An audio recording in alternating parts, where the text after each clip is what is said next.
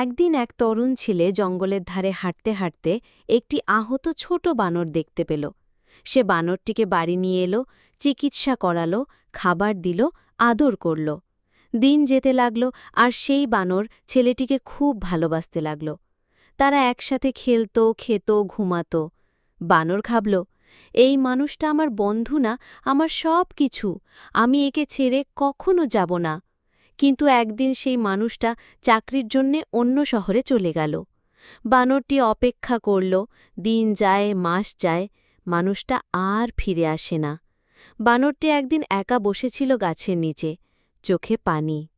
তখন এক বুড়ো বানর এসে বলল, মানুষের ভালোবাসা অনেক সময় সময়সীমা নিয়ে আসে।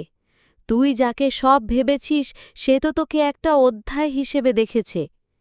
শিক্ষা: সব সম্পর্ক ভালোবাসা নয়। যাকে তুমি জীবন ভাবো সে হয়তো তোমার জীবনে একটা পাতাও না।